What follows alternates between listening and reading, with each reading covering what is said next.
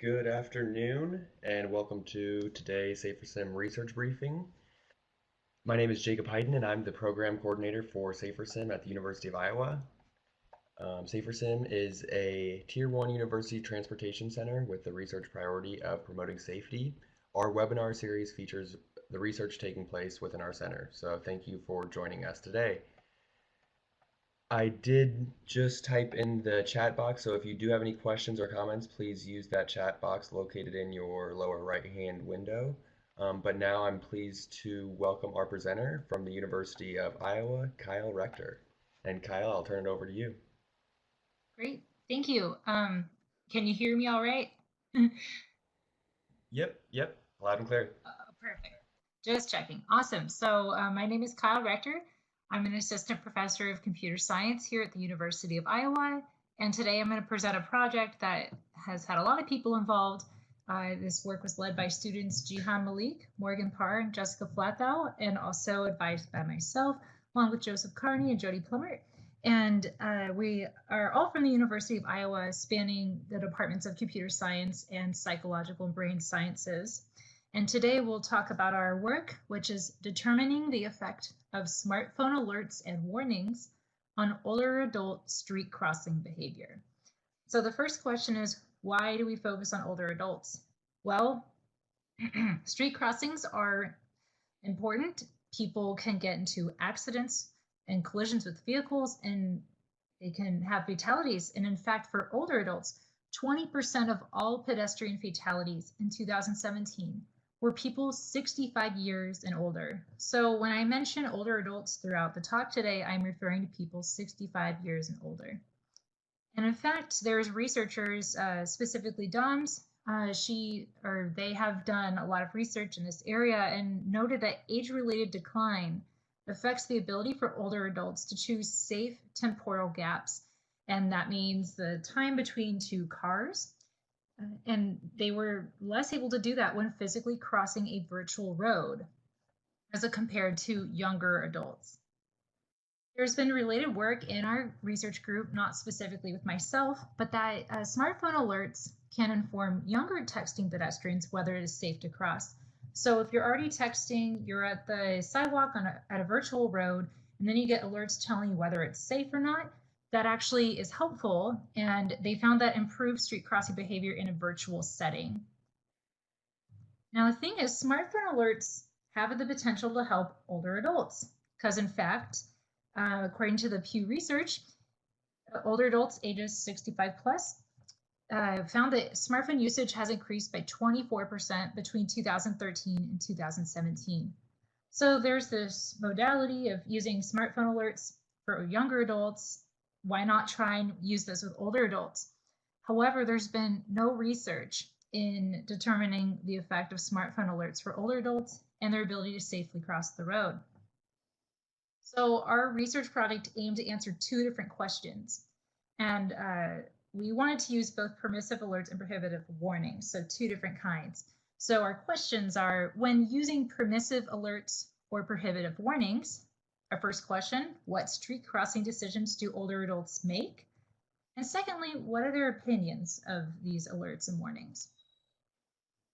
And so to answer that, we did a between subjects user study with 66 different older adults. And in today's talk, what I'll do is I'll talk about first the design of the alerts themselves. Then I'll talk about the study design in the lab and what exactly participants did. And then finally, I'll cover the results of our lab study. So moving right along into the design. First off, what we did is we developed an Android application. Now, what was already existing is what is pictured here. You'll see Joe Carney in the virtual environment at a residential crossing. And so he was able to see the traffic coming along, deciding when to cross the street, as he does on the right side of the picture. But he's also holding a cell phone, and that cell phone has the Android application that tells Joe whether or not it is safe to cross, depending on what he experienced during the user study, hypothetically. And the way the phone worked was it connected to the main computer, which was controlling this virtual environment through TCP/IP, which is transmission control protocol, internet protocol, or in other words, we are able to do this wirelessly and as real time as possible in the space. So we developed two kinds of alerts. One is called the permissive alerts. And as we can see in this picture here, the phone is visually saying the message safe to cross. And so that was one way it told the person that it's safe. But we also introduced other modalities. So secondly, the phone also announced verbally one time safe to cross. And also it had 3 half-second vibrations. So we decided to have different modalities. That way, if an older adult had differing abilities in some way, they would perceive the alert regardless. So they had visual, auditory, and tactile information. Now, the prohibitive warning was the opposite. It said, do not cross, very prominently with red background and white text on the screen. It also spoke, do not cross, but this message actually repeated once every 2 seconds and then have the same vibration pattern of 3 half-second vibrations. Now, to add to that, our alerts and warnings are ability-based. And what that means is, what's safe for me to cross the street isn't necessarily the same for you. We might have different walking speeds. And so it's really important that when we display these alerts or warnings, it's actually catering to that specific person. And so what we would do before a hypothetical participant would come, or let's say a user, we measured their brisk walking speed before the trials that they did. And based on their walking speed, we estimated their crossing time in the virtual world. And then we also added a 2-second buffer to that time to account for the time it would take a person to start crossing and giving them a safe time to spare. And then finally, when we actually deploy the alerts and warnings, we actually started the audio earlier and the visual because we wanted the alert or warning to finish speaking before the next gap. So if I'm standing at the end of the road and the next gap is going to be a safe to cross, I would hate for the message to start speaking while I should already be crossing. So we get that message out of the way. That way, when the person actually interprets what the phone said, they can just go and it's at that time actually safe to cross. So that's why we started them 0.8 seconds before the gap. To show some examples, I guess symbolically, I will slowly unveil a graph. And so on the x-axis is time.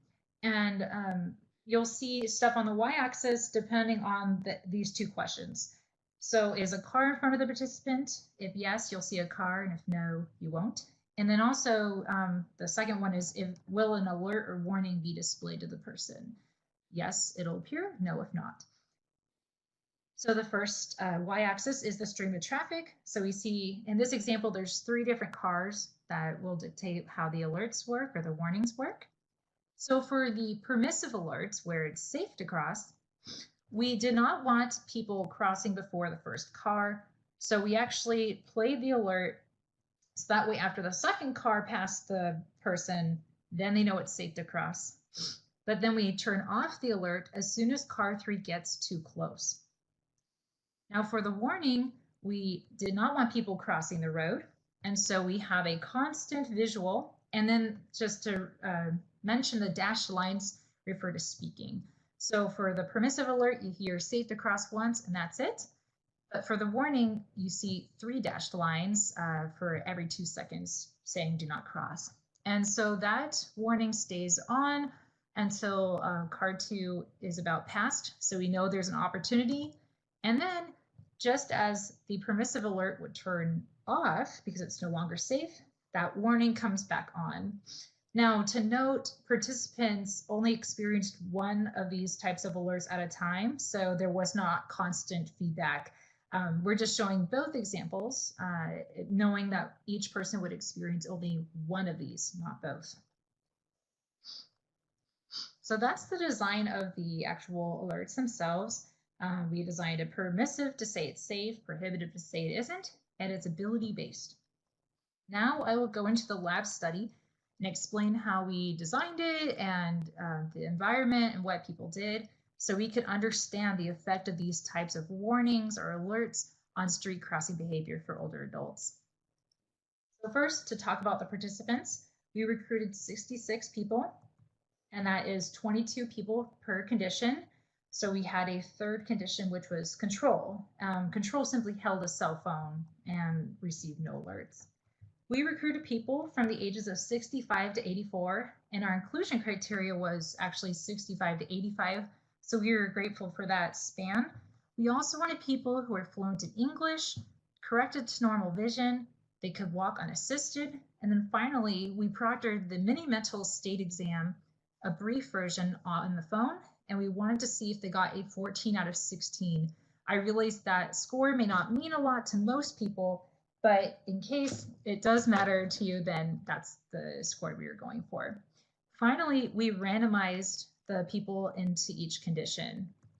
And so just to get a sense of the demographics for each condition, the mean age for control, prohibitive, and permissive was 69 to 71 years of age.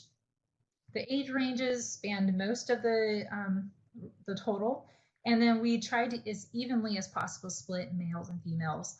And we analyzed the age range of adults per condition, and we were able to find that we successfully randomized people. And the details of how that was done is in the paper itself. Now, just to give some more in-depth demographics of the participants, we'll talk about their smartphone experience and walking experience. And so we asked people questions about their smartphone use. Turns out that almost all participants owned a smartphone. So just one person in permissive, 2 in prohibitive, and 4 in control did not actually own a smartphone. In terms of comfort, on a scale from 1 to 5, where 1 is not at all comfortable and 5 is very comfortable, we found people were mostly comfortable using their smartphones. And then in terms of skill, again, from 1 to 5, 1 being not very skillful, 5 being very skillful, we found people were kind of neutral to skillful in terms of using smartphone. And these are self-reported. Now, in terms of walking experience, I realize I have a wall of text, but don't worry, I will walk through each separately. The important thing to note at the beginning here is that for all the demographics, including smartphone and walking experience, there were no statistically significant differences between the groups. So people are largely similar in terms of who was in each condition. So for the number of times a week people walked in the morning, we saw people walked 3 to 4 times in the morning. And the same thing happened in the afternoon, on average, 3 to 4 times. Now, in terms of crossing streets where traffic doesn't stop, this was on a range from never to always, which is 1 to 4. And so what we found is that participants sometimes to often cross streets where traffic doesn't stop. Now, in terms of their level of comfort crossing streets on their own, this actually was a backward scale. So 1 was very comfortable to as the number increased, the level of comfort decreased. And so what we found is that people were very to somewhat comfortable crossing streets on their own. In terms of their skill as a pedestrian, this was on a 1 to 5 scale where skill goes up. So people were skillful to very skillful, and same with cautious. They were from cautious to very cautious. So these people that were in our study were somewhat active. They were careful, they were skillful. However, they did cross streets where traffic doesn't stop, which fits our scenario well. Now, in terms of the actual characteristics of the last study, people were crossing at a residential crossing. Cars are driving at 25 miles per hour, and there were random 2 to 7 second gaps, meaning that between 2 cars, it could be 2 seconds or 5 seconds. And this increased on second intervals. So 2, 3, 4, 5, 6, or 7. No half seconds or anything like that. The task was to cross without colliding with a vehicle. And as I said before, participants held a smartphone, but they also wore, as you can see in the picture on the right, Joe was wearing shutter glasses, and this renders the environment to him. And to do that accurately as possible, he's wearing a helmet with reflective markers. And so there was motion capture happening. So then he's getting his view of the road. And there were surrounding speakers for car sounds, and the traffic was rendered with Unity 3D. This has been done in a lot of prior work, so I leave most of the details of how that is done for another time.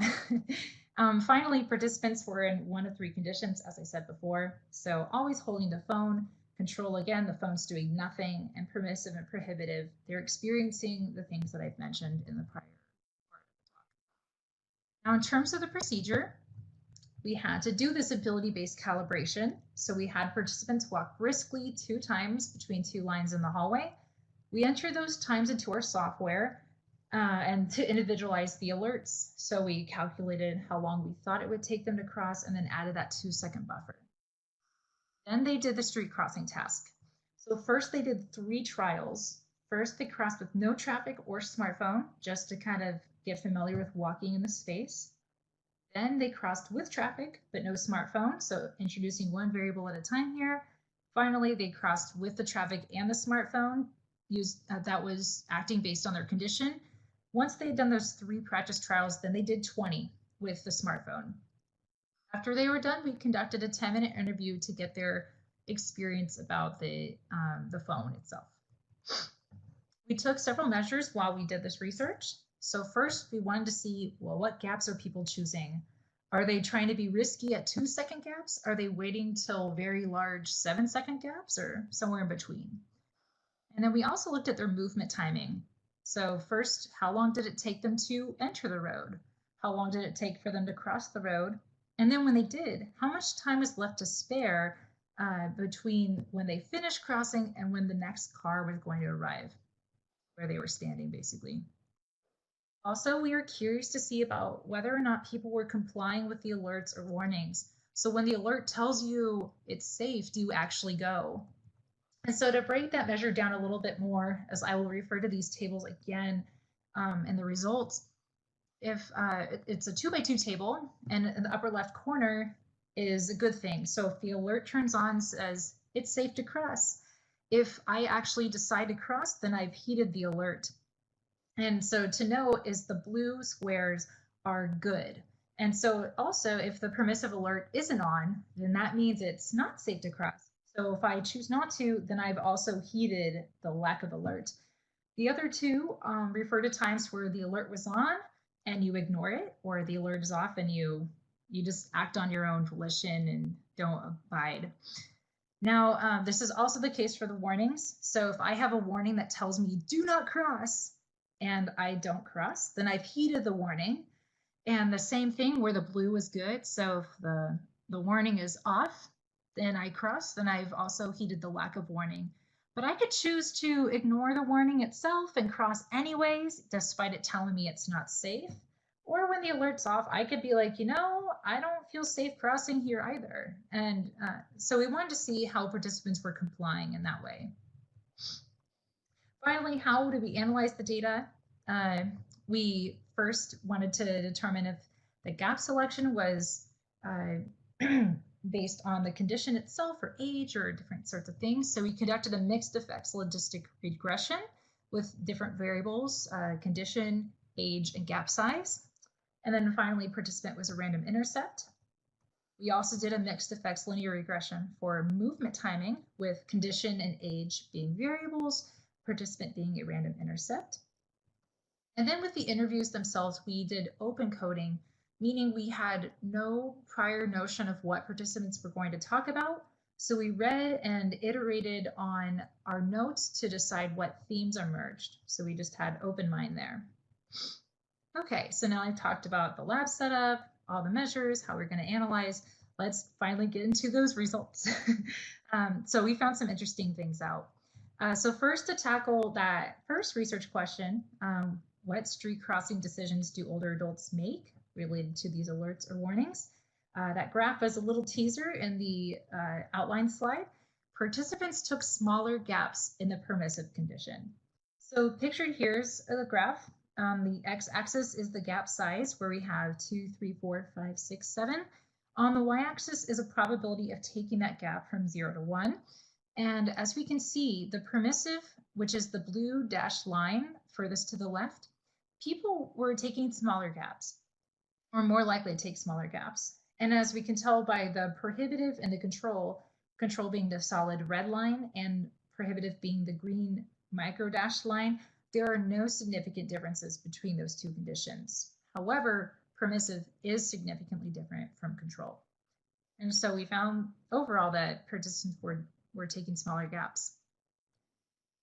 Now, in terms of movement timing more generally, there are no significant differences between the conditions except for one. On Understandably, people in the permissive condition, since they were taking smaller gaps, they had less time to spare than in the other two conditions. There were also some age-related differences, but I leave you to look at the paper on your own time since I don't have enough time to cover everything. Now, in terms of complying with the alerts, first we'll go over permissive. People were largely compliant. So if we pull up this 2x2 table again, of all the times that participants crossed, we found that when the alert was on, so meaning safe to cross as pictured to the left here, people crossed 437 times. When that alert was off, meaning it's not safe to cross, people chose not to cross 287 times. Now, if the alert was on, it tells me it's safe to go, but I don't go. I say, you know what? I don't believe this. I'm not going. That happened 77 times. However, when the alert was off, I never chose to cross. So in other words, the phone is telling me basically it's not safe to go. 0 times people chose to go anyways. And so we compared the integrated reliability against a perfectly compliant set of participants, and we found a strong agreement, a Cohen's Kappa of 0.8. The story was very different for the prohibitive warnings. So again, we're receiving do not cross, we're hearing it every 2 seconds, it's red.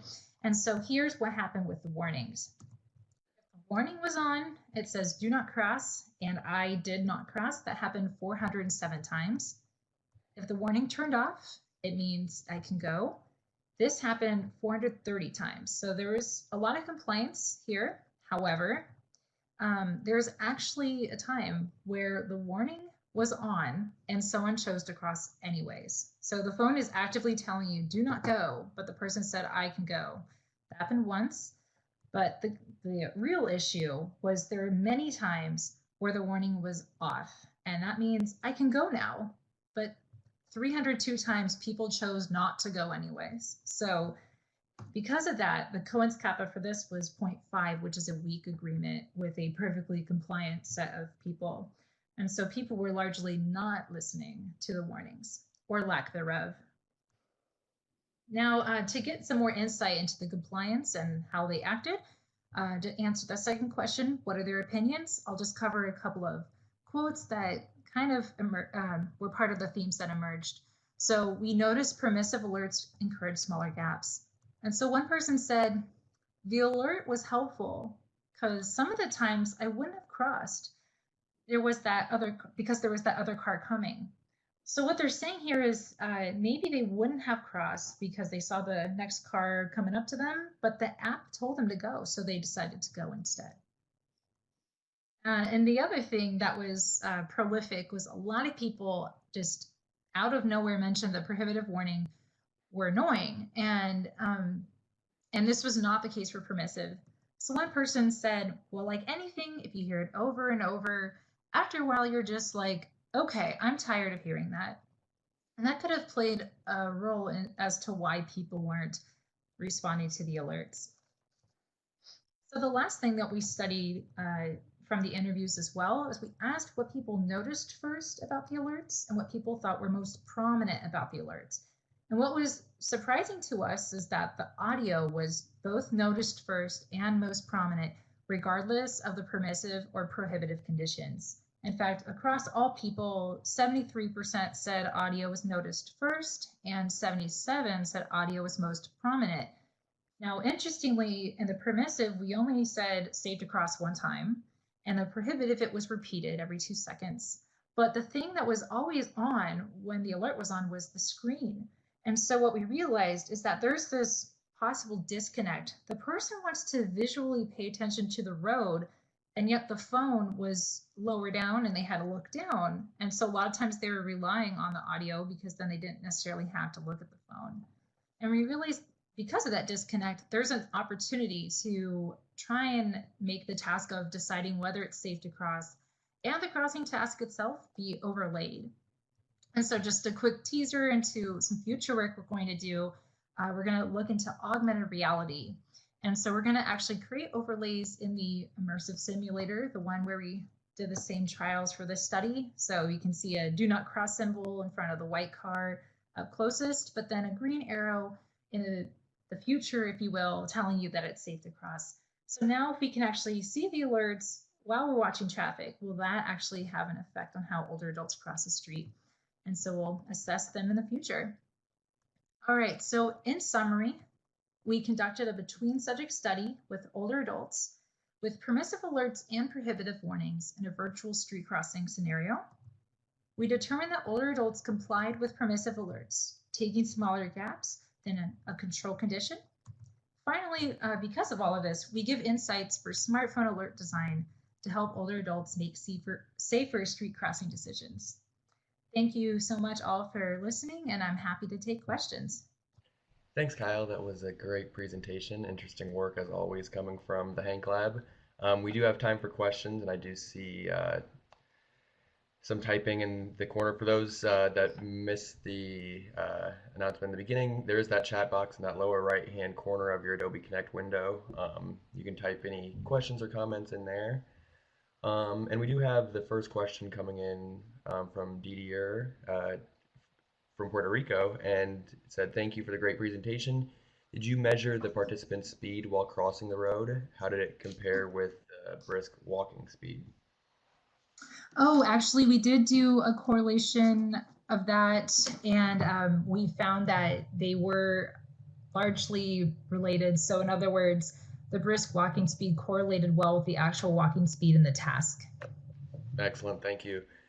Another question from Aaron Breen. How does the alert know the vehicle speed? Oh, yes, thanks for asking. So we, because we programmed the virtual road crossing scenario, we also had the resident knowledge that all vehicles were going 25 miles an hour.